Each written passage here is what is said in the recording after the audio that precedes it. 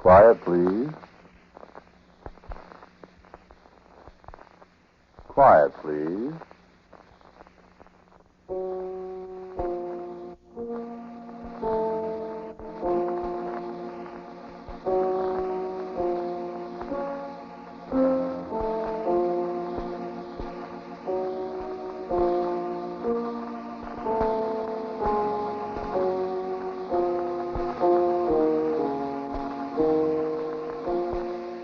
The Mutual Broadcasting System presents Quiet Please, which is written and directed by Willis Cooper and which features Ernest Chappell. Quiet Please for tonight is called As Long as I Live.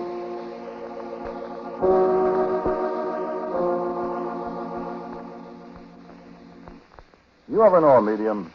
I mean, that produces ghosts and spirit voyages, does table rapping and stuff. Yeah, I was married to one. Sure, it's phony. Most of them are phony. Some of them ain't. Some of them are legit. I hear.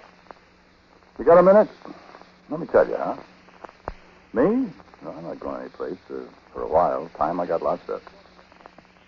You go for this stuff? You don't, huh? Don't believe in it? Yeah, that's what they all say. Never had your fortune told, huh? Never had your hand read, the palmistry, at a carnival, amusement park, anything like that? I thought so. Sure, everybody's made one pass at least at supernatural stuff, a cult. Sure, even when you read the fortune on the card that comes out of the penny weighing machine, you're on the edges of it. Human nature, that's all. Human nature. And it pays off right well when you're in the business. I know. Listen, it's good money, the psychic business, but stay out of it. It's not all phony. Yes, Georgie was here. But Georgie ain't. Georgie. My wife, the medium. We had this old house in Chicago out on the west side, Georgie and me and Uncle Lars. I never knew a good deal about Uncle Lars, except he was born in 1845, which would make him 97 years old. He was my father's great uncle. He was a kind of recluse when I was a kid. Tall, skinny old Swede, lived all alone in a little brown painted house on Margaret Street. Never went out without a shawl around his head. But he always kind of liked me, even when I was a little bitty kid. Had my first drink at Uncle Lars' house, Swedish punch. Man. And glug at Christmas time, hot and full of raisins and nuts and spices. Quite a thing, glug, especially for a 10-year-old brat. Well, Georgie and I had quite a discussion about Uncle Lars when he got the letter saying he was coming to live with us. Well, you're going to have to look after him, Jen. They're not picking up after you, let alone an old man that probably hasn't got all his buttons. No, he's got good sense. He's only 97. He comes from Dalina, where they live to be 1,000,000 years old and dry up and blow away. You got any money? Yeah, must have. Couldn't he go to an old folks' home or something? And leave the dough to the old folks, you crazy? Wonder how much he's got. Oh, darn it, I'm sorry. That was a terrible thing to say. Poor old guy all alone. Sure. He was nice to me when I was a kid. And he won't cost much to keep. He says he'll pay us keep. Oh? That's just like him. You like him, Georgie. Ever been married or anything? Well, there's a kind of mystery, No? There was a cousin Flora. I don't know who she was, but there was some kind of story about this cousin Flora back in Sweden. She came over to this country. They were going to be married, but she died in the Chicago fire in 1871. And he kept house all by himself all those years. Yeah, I suppose. Maybe he's forgotten her, though. Long time ago, I guess. No, he hasn't forgotten her. I don't think he has. I remember when I was a kid, he used to have a big carved Swedish chest. A hope chest, I'd guess. Yeah, I guess so. It was all full of old-fashioned clothes. I got into it one afternoon at his house while he was asleep. Funny clothes. I remember a purple velvet dress. Was she pretty? I don't know. Never saw any pictures of it. Didn't you ever ask him about it? Nobody ever mentioned it to him. I remember my dad said something about her once. The old man ordered him right out of the house. Poor old guy. Well, we'll make his last years comfortable, Jen. That's my baby. You're a good kid, Georgie.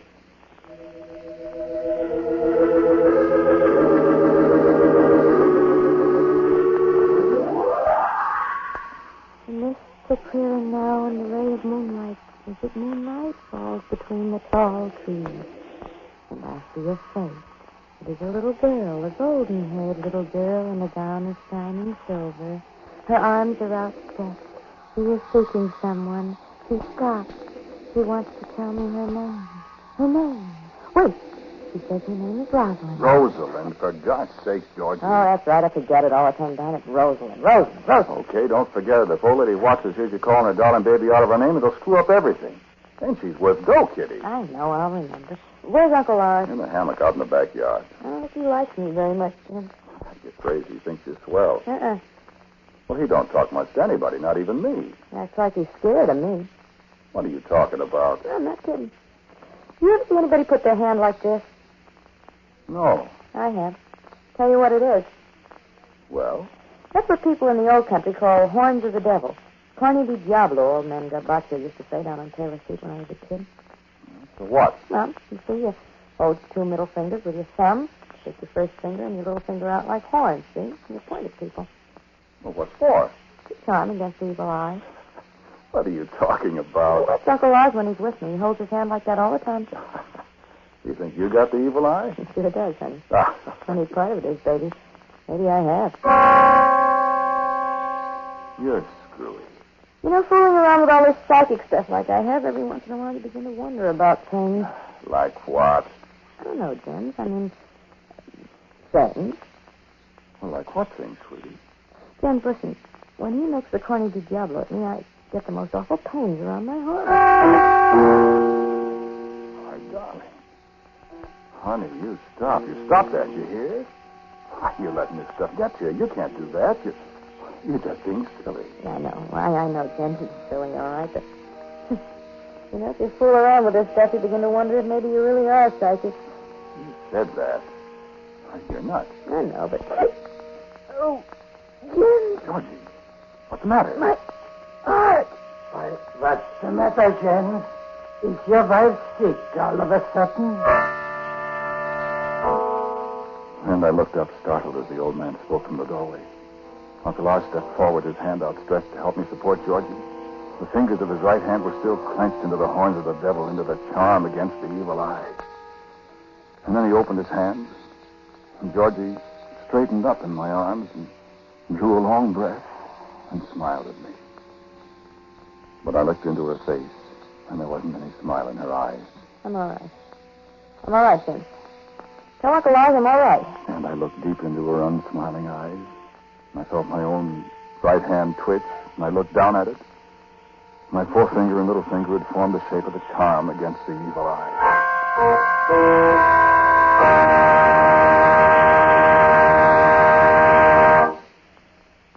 I lay awake a long time that night. Georgie, as long as we've been married, has always insisted on sleeping with a light on in the room. And, well, after all these years, I've gotten used to it, too. But she had a most disconcerting, is that the word? Disconcerting way of sleeping. A way that used to bother me at first when I woke up in the night and turned my head to hers on the pillow beside me. Well, she slept with her eyes open. No, don't be silly. Not wide open, but not quite closed. Georgie was a very good-looking woman, mind you, but asleep, with her eyelids not quite meeting and just a little of the pupil showing, she seemed to be staring. Or like...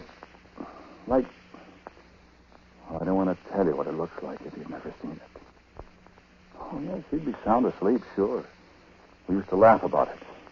So I got used to it. She said lots of people sleep that way. I don't know. I got so it didn't bother me anymore, like I said, but...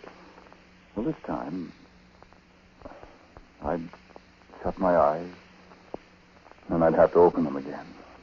And there'd be that glitter between her eyelids and the light of the lamp, like... I don't know why I did it. It sounds foolish, but... Well, I made the corny di Diablo at her. And she stopped breathing. And I thought I'd never get my fingers apart. They were cramped, stiff, unwilling. But in a couple of seconds, I guess, I managed to pry them apart. And Georgie started breathing again, and she smiled and turned her face away from me. And for a long time, I lay there listening to her soft, even breathing beside me and saying over and over to myself, Georgie, I love you. And believe me, I did love her. But a thought came crawling in from the back of my mind, and it took hold of my brain. The first thing I knew, I was in those dreadful minutes between being awake and falling asleep, and I thought, Georgie, I love you. And I can kill you whenever I want to. And at last I fell asleep. And I dreamed about a woman in an old-fashioned purple velvet dress. A woman who laughed in a strange way. And I could never see her face. Only the purple velvet dress.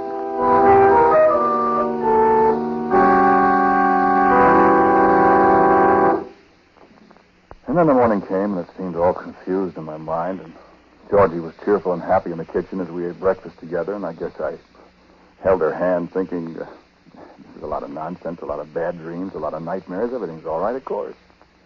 And it was really quite pleasant, just the two of us. And it was that way for a week, maybe. We did a seance for Mrs. Whatsis, and Georgie remembered to call the little girl Rosalind, and old Mrs., I forget her name, cried in the dark and asked questions about how Rosalind was doing in the great beyond, and Georgie made her happy with her answers, and we made $75 out of that. She bought a new hat that was just a hat brim with flowers on it, not at all the kind of hat you'd expect a spirit medium to wear. So it went on, as I said. We hardly ever saw Uncle Lars. He used to get up and make his own coffee first thing in the morning, long before we woke up. Then he'd go sit in the backyard, smoke cigars, and rest. So this one morning, we're sitting there, looking at the papers and being quietly happy. When Georgie got up to pour another cup of coffee, she stopped at the back door and looked out. Jen, where's Uncle Lars? In the hammock, isn't he? I don't see him. He's probably putting around with the flowers. No, not in the garden. I don't see him. Uncle Lars! Well, heck, maybe he's still asleep. He's always up so early. Well, let him sleep. He's an old man. I better see. I don't know. You know, he might... Something might be... I better see if he... Yeah, well, he's asleep. Don't wake him. Jen? You all right? Jen, come here. Well, what's the matter? Come here, quick. Well, what's the matter? Something's the matter with him. Uncle Lars. He's had a stroke. That's what it is. He was all right, Jen, when I came in the room. He was breathing just like a baby, and then when I came over and looked at him, he just kind of gasped, and that awful look came on his face. And... Jen, what's the matter with you? You looked at him.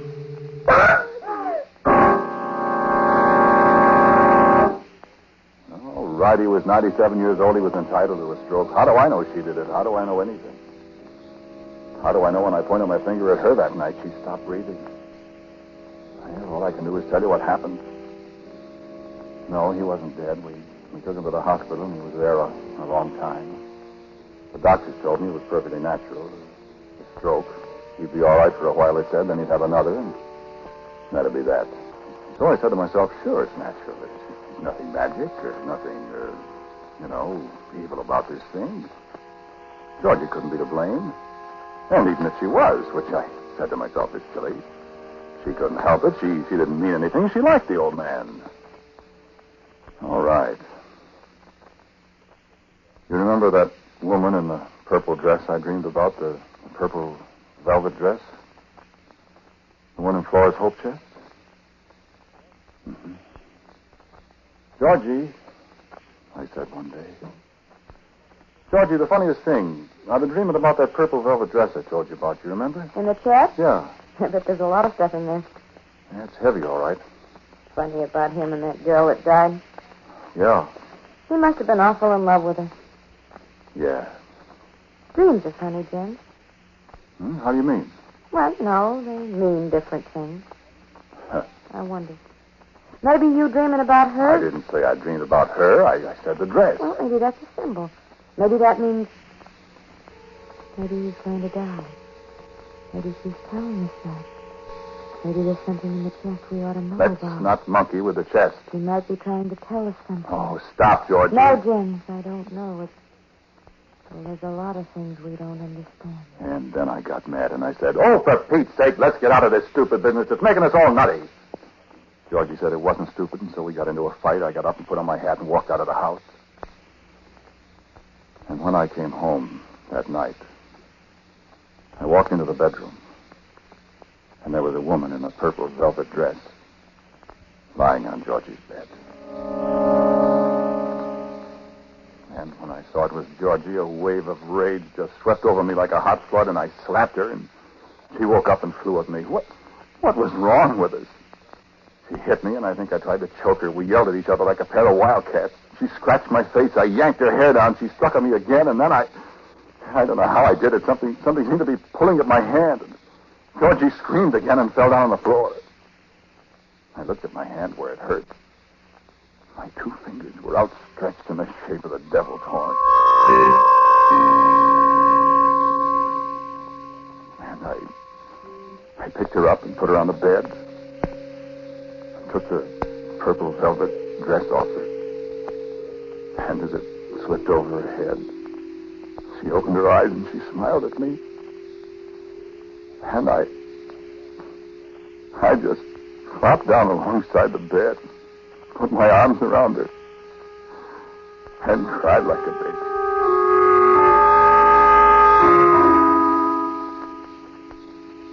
And then a few nights later, we brought Uncle Lars home from the hospital. I put him to bed. Georgie went out in the kitchen to make coffee. She knew Uncle Lars was nervous with her around. Georgie was a good kid, like I told you. So I sat on the edge of the bed and felt sorry for the old man. Jens. Yes, Uncle Lars?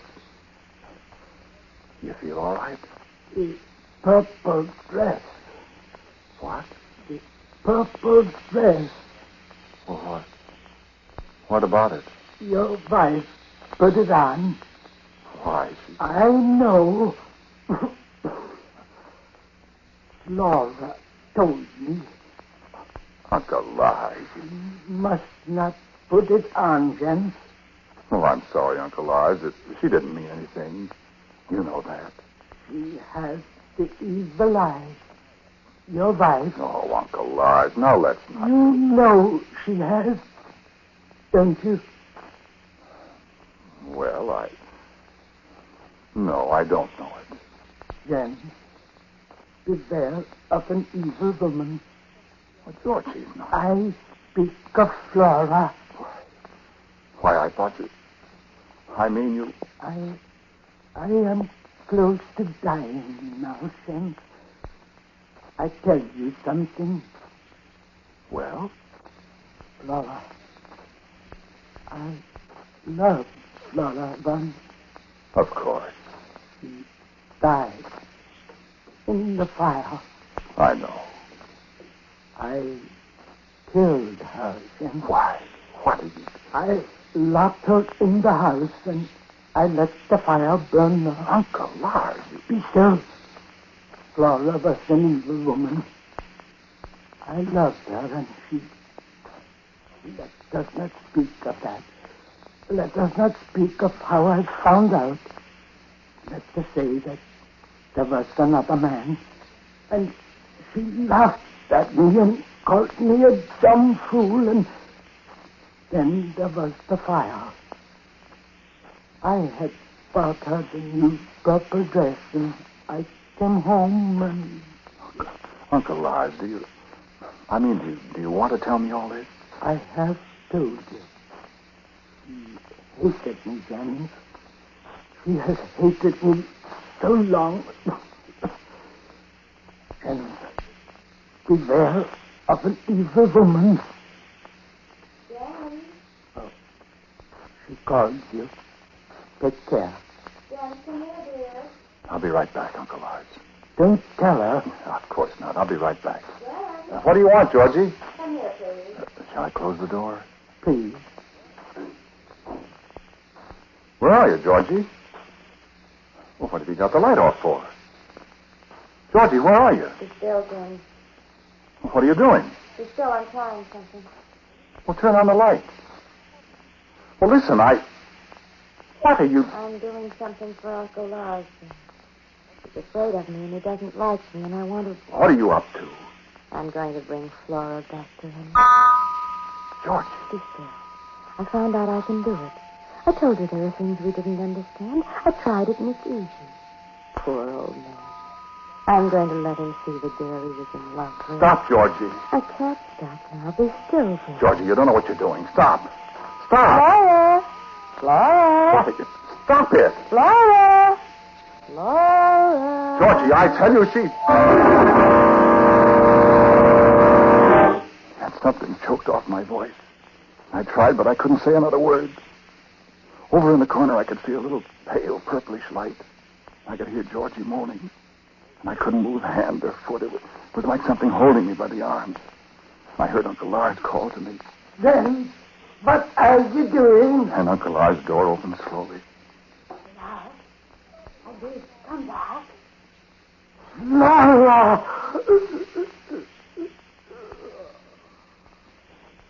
And I felt something release my arms then, and I reached for the light switch, and suddenly the room was bright again. Georgie was huddled in a chair across the room, her eyelids nearly closed, and the bare light glittered between them. And she was breathing heavily.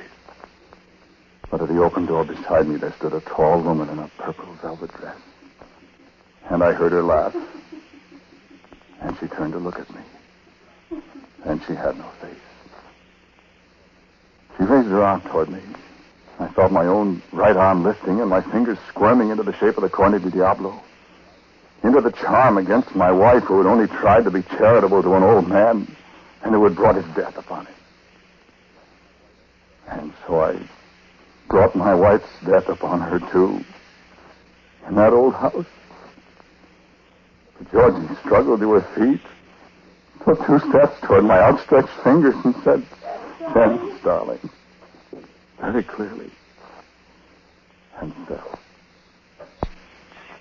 And I felt something soft clinging against me. I dropped my eyes, and there was the purple dress slowly sinking empty to the floor at my feet. And there was the sound of soft, distant laughter in my ears. And so, I'm here. And tonight they'll take me out. And I won't be coming back.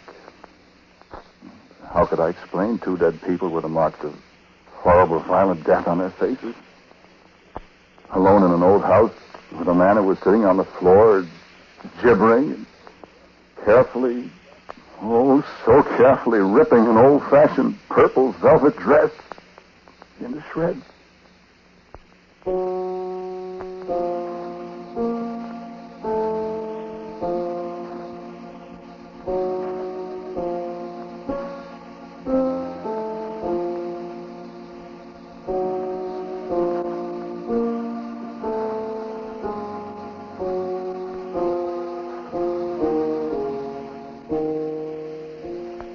Your Quiet Please story tonight was called As Long as I Live.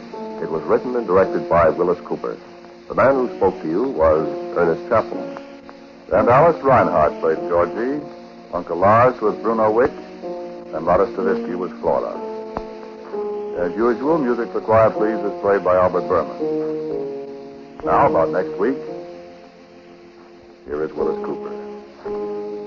All the characters in tonight's story were, as usual, figments of my own imagination and have no relation to anybody living, dead, or undead. Next week, our story will be The Man Who Stole a Planet.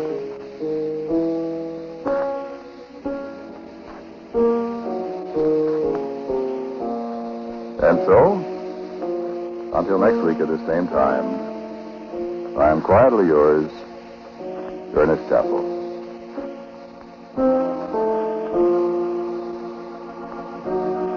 Quiet Please comes to you from New York and is heard in Canada through the facilities of the Canadian Broadcasting Corporation. This is the Mutual Broadcasting System.